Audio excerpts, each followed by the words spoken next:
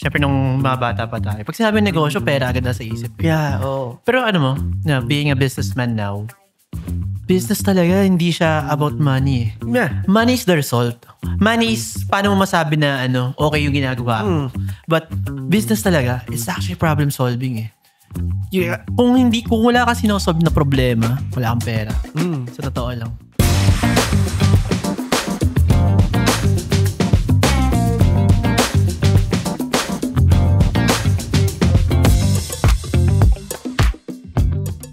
Nakita ko kasi parang pinost mo ba yun? Story mo yan? Oo, in-story mo. Sabi ko, kasi I'm still waiting to perfect the studio eh. Parang ayusin ko nang ayusin. Pero sabi ko, hindi mas mahalaga yung ma-execute mo eh. Kasi, alam mo yun, Yeah. baka maubos ka kaka-perfect ng produkto mo. Hindi mo talaga ma-launch. Oo. Yun ito pare This is my theory. A lot of people wanted, siguro yung kahit masasabi natin sa mga viewers natin na from Manila na gusto umuwi ng Batangas to have a business. Diba? Yun naman talaga yung goal eh. You want to work for yourself. Yeah. Diba? Pero sadly, most of them are waiting for the perfect opportunity. Yeah. So they're waiting for it to be perfect. Halimbawa, ito, si Nico. May idea si Nico. Yan, alam ko yan. Ito, Alam ko yan. may idea si Nico. Yung Gusto ko yan. idea ni Nico na to, inisip niya ng inisip na dapat ganito, dapat ganyan. So dapat perfect. To the point na hindi niya na nagawa. And then magugulat na lang siya yung kapitbahay niya, nagawa niya. Oo. Kasi, pero hindi perfect, pero nagsimula siya sa maliit. In which, kasi pag along the way kasi, may mga lalabas dyan eh, no? Para ma-perfect mo yung product mo, may mga may encounter ka. Yeah, diba? Sabi mo nga pare, you can never be ready. Yeah, you can never be ready. Expect the unexpected. So kung may idea ka, go for it. Tama. Akala ko pre, sinasabi mo kanina ng idea ni Nico, yung rice cooker na automatic. Yung tinetext lang, tapos magiging kanin na. That's one of our crazy ideas. Yeah. So, Crazy! Pero may gumawa. Tunahan ka ng Xiaomi, bro. Yeah, for our viewers, one of our crazy ideas ni Nico nung time na yon is that kasi nga in the Philippines we're may problema. We're a rice eating country. So may problem. Andiyan yung problem. Ang problem no ni Nico, pag uuwi siya ng bahay, wala pang Walang kanin. lutong kanin. Kasi wala nagsasayang, mag-isa lang siya. So, wala isip ni Nico, why not make a rice cooker na ite-text mo lang, magluluto na siya. Sasayang na siya. Ano kasi yun? First year ako nun First year college. Sa PUP. Ang course ko nun, Electronics and Communications. Bihira, kumbaga you're equipped there. Yun. Diba? Mo talaga. Talagang, sabi ko, pwede. Parang yung mga time na yun, second sem ata, nag-aaral kami ng AutoCAD. Nag-aaral kami ng AutoCAD. Kaso, yung mga classmate ko dati, alam niyo naman yung AutoCAD natin noong first year. AutoCAD, lapis, papel, ballpen. AutoCAD na sa ballpen, okay. Asan yung AutoCAD doon? Yun nga pare. Nasaan yung AutoCAD? Okay, sige. Gawin pa. Yun nga, naisip ko. Sabi ko, umuwi ako, Antipolo, Kogyo. Pamira, pre, medyo maano lang sa akin yung watch na attract ako doon sa watch ni Nico. Baka pwede natin i-focus yung watch ni Nico. Lagi mo din sa camera. Pakita mo naman sa camera. Pag manita, pre, mayabang to. Naka-Rolex. Yan, Ang bihira ka. Tawag doon. Yun nga. PUP Santa Mesa to Antipolo, Kogyo.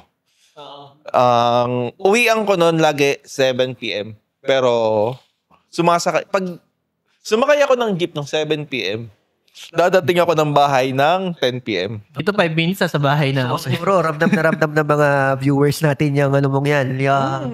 Ano pa yun? Lalo na ako Kogyo loob. Kasi may Kogyo labas, may Kogyo loob eh. Sabihin natin sa 5 jeep na dumadaan na Kogyo, sa kada 5 jeep, isa lang doon yung Kogyo loob. So isipin mo yung sumasakay ng Kogyo loob. Yung iba, kahit labas, doon sumasakay sa Kogyo loob. 3 oras na biyahe bago makauwi.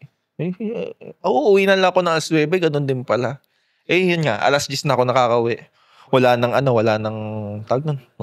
ulam, wala nang kanin. Kung may ulam na madali naman dilihensya ng ulam may pwede ka mag-stock ng dilata o kung itlog, cup noodles, pwede ka mag-stock eh.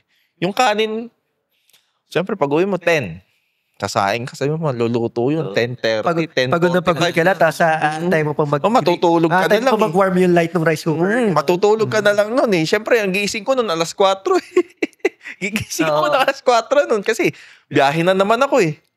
Paano kaya kung kasi possible eh. Nung cellphone nun, parang na eh. Tawag nun? May IoT? Hindi. Yung Internet? Social media? yung bago yung bago ng mga bagong cellphone nun, yung tawag doon, NFC. yung Galaxy ng Samsung, yung may Android na ng tawag S20. doon. Hindi. Yung mga sinaunang Android, Okay. yung mga naunang Android. Kaya Android 17. iOS. Hindi. iOS. Yan. Dragon Boost Pare. Yun. May OS na. May OS na. Ang dami namin sinabi. OS lang pala. May OS na. Kasi dati di ba wala? Na-innovate na yung cellphone. Yun ang gusto kong sabihin. Na-innovate na sa cellphone. Na-innovate na. May innovation na. Sabi ko, kaya eh. Tapos kasi Nabakit ko talaga yung rice cooker eh. Pwede siguro ngayon, text. Kasi nga, Text mo. electronics and communications. Pwede. Pasok sa kurso ko eh. Mahira. Text mo yung rice cooker. Tapos pag tinext mo rice cooker, magsasaing na siya mag-isa. Pag uwi mo, may kanin ka na. Kahit magbukas ka ng dilata, madali na lang yun eh. Nilevel up pa ngayon ni Xiaomi, pre. Ang bihira. Pero naka-schedule. Hindi na text. May app na. May app na eh. May app na. Hindi mo na kailangan i-text, may app na eh. Dito nga meron kami, pre, yung vacuum ko dito, robot din. Robot na. Xiaomi din. Actually, yan. Niround ko sa yan. Internet Niround ko sa professor ko yan. Nagtawanan lang ako. Kasi nga, paano mo may isip yung iti-text yung rice cooker? Pero Binagin mo yung idea niya. Pero, pare, doable. Kasi nga, lalo na ngayon, napatunayan na talagang Pero, pare, napansin ko, yung namin ni Nico na yan, pag namin, select natin yung in a business setup, ang mangyayari niyan is, ang parang lang natin, ang binibenta lang natin is yung rice cooker. Rice cooker. Kasi Yung rice cooker na yung binibenta natin. Pero, there's a business in that. Telecommunication. You're using telecoms para makaano dyan, pare. If you remember, I watched this movie, Blackberry. Pare, ito yung setup with the Blackberry. Yung messaging system nila. Pero the CEO said, bakit ganon? Pag tayo ng message, parang lang, ang yayaman lang dyan is yung telecommunications. Yung big three sa Amerika.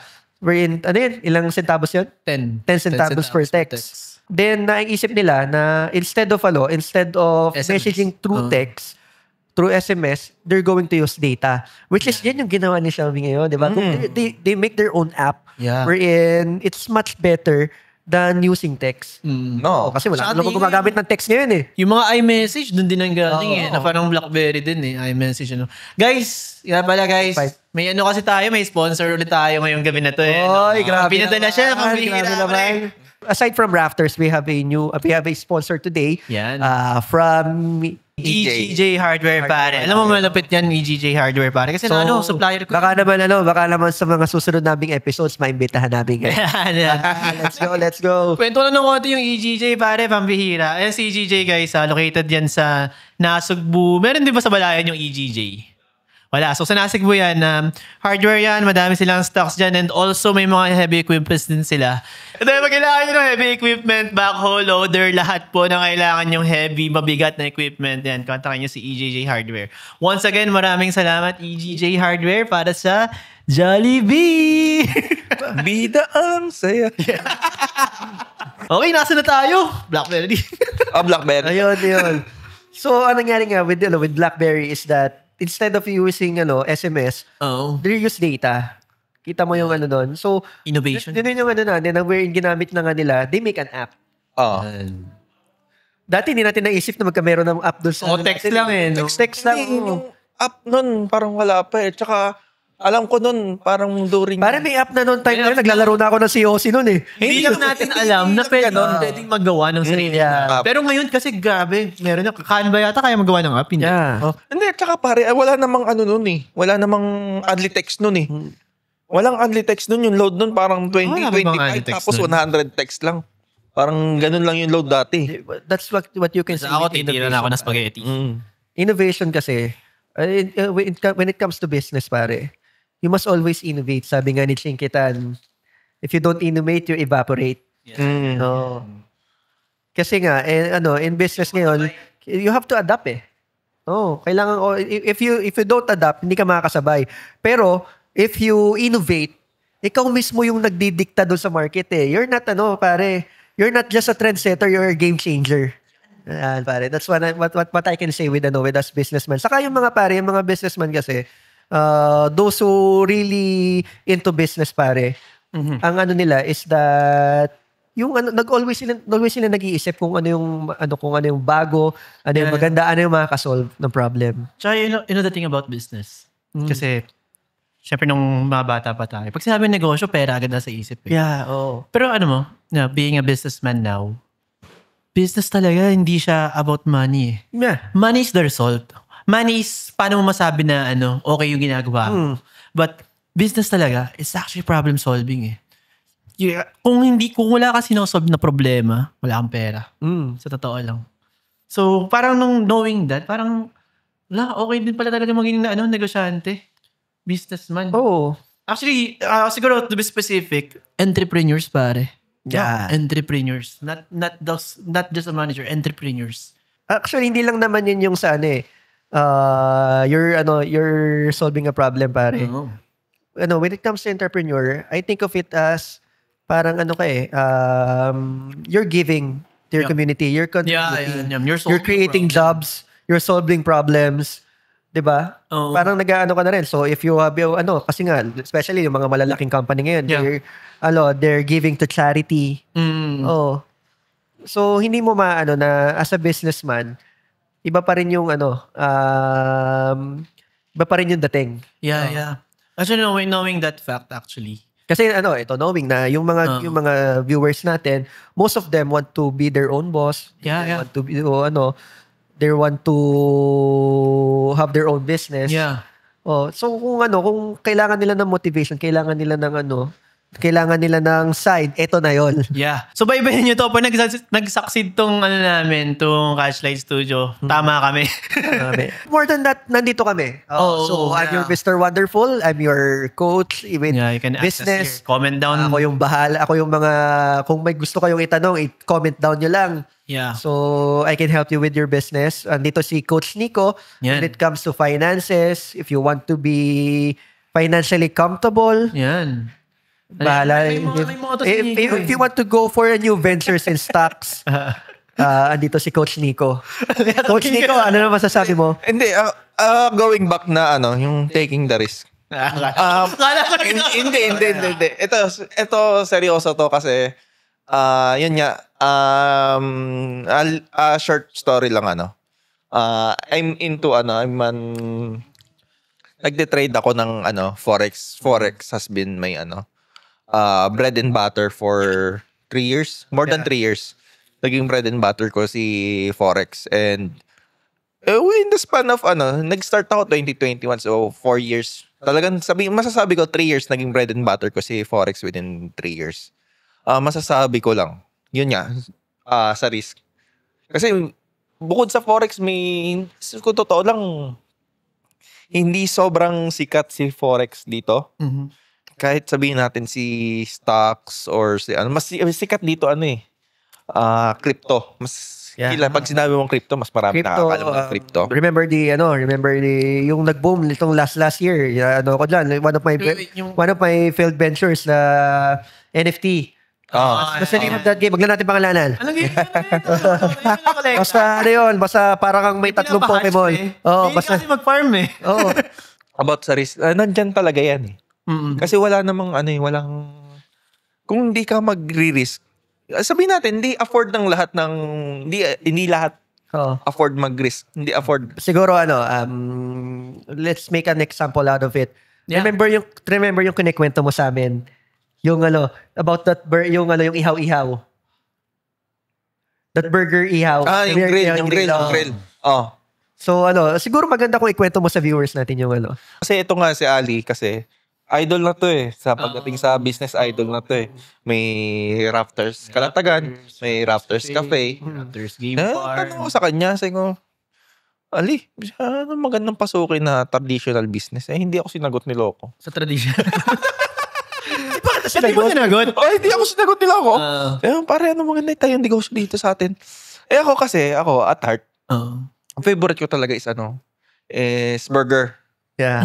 Favorite ko talagang burger, lalo na dati pag nasa Manila ako, automatic Burger King. Punta akong Burger. Unang-una ko, Whopper agad.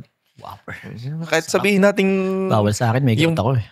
yung pera ko, siyempre yung pera ko dati, sakto lang eh. Yeah. Ang pera ko lang nun, pang Whopper, pamasahe pa uwi. Okay. Naisip ko, paano kaya kung parang gusto ko magsarili ko kasi nung nasa Manila, Maseda,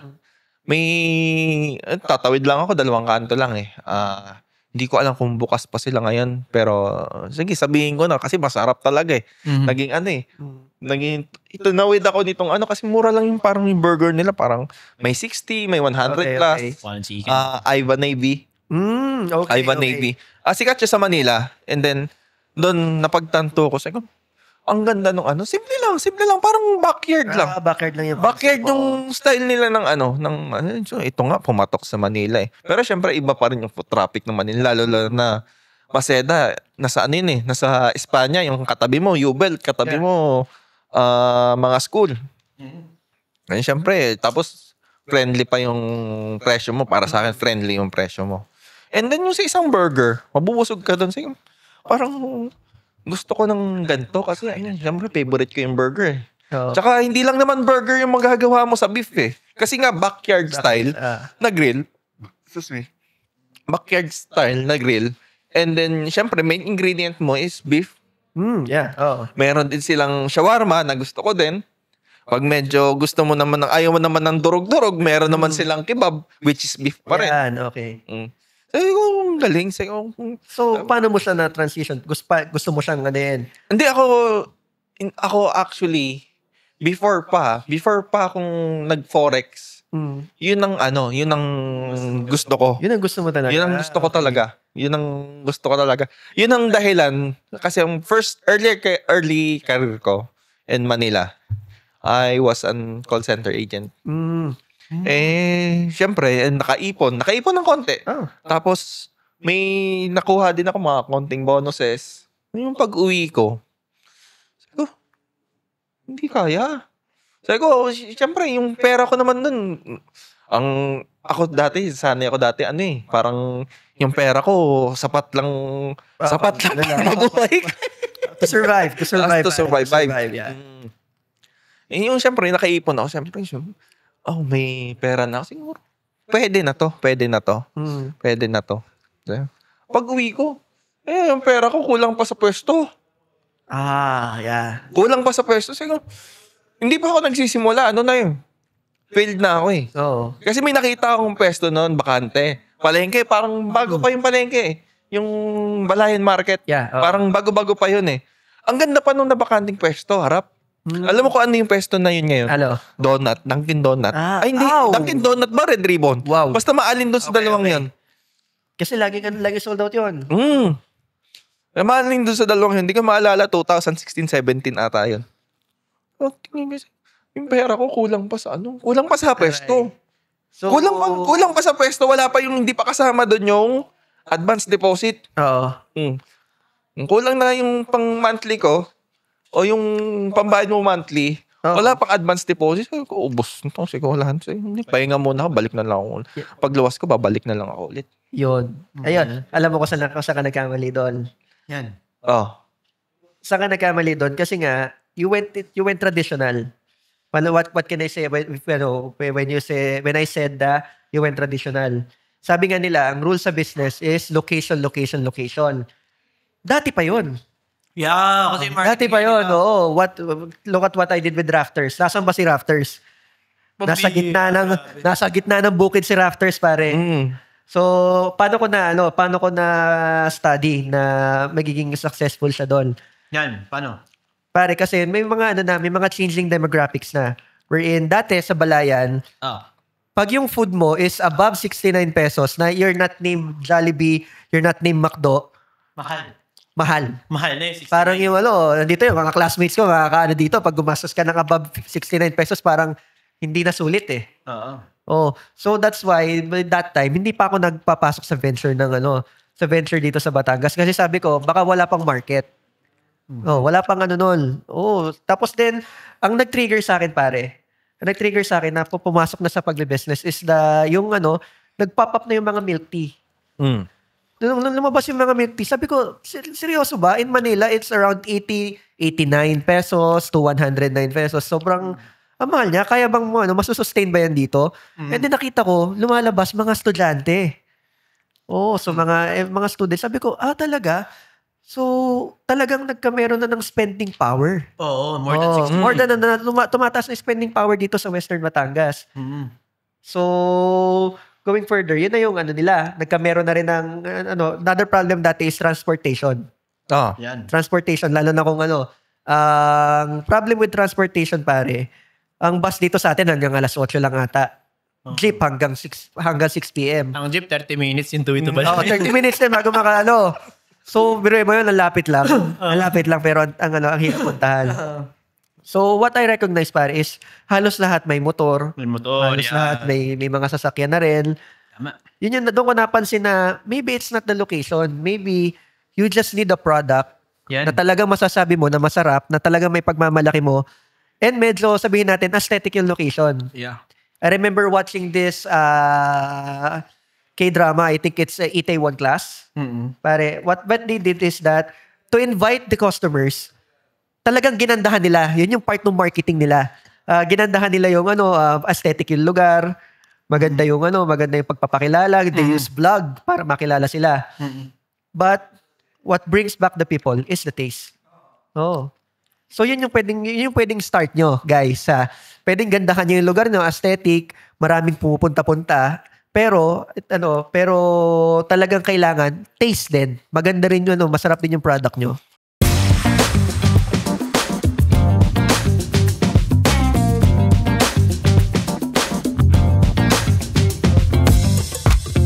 Ano mangyayari doon sa other business? Magbebenta rin sila ng mababa hanggang mag-diet down na yung industry. Yung pinaka-market mo. Yeah. Ako naman may ibang approach dyan eh. Sige. At paano yung approach mo? Dito sa atin guys, madaming heavy equipment talaga. Mga negosyo sa atin dito, heavy equipment, di ba? Brad ako, nakita ko ang dami sa pamilya ko, may madaming heavy equipment, may mga kaibigan ako may heavy equipment. Pambira bro, hindi na ako bibili, arkilahin ko na lang sila bro. Yan. Di mo na kailangan kalabanin ngayon. What you have to think about, paano kami makakapag-collaborate dito ng taon to? Di ba? Na mas mataas yung marating namin. And to be honest naman, you don't have to be greedy naman sa business. Yeah, I like that mindset, pare. Bro, malungkot sa taas. Kailangan may kasama ka. Diba?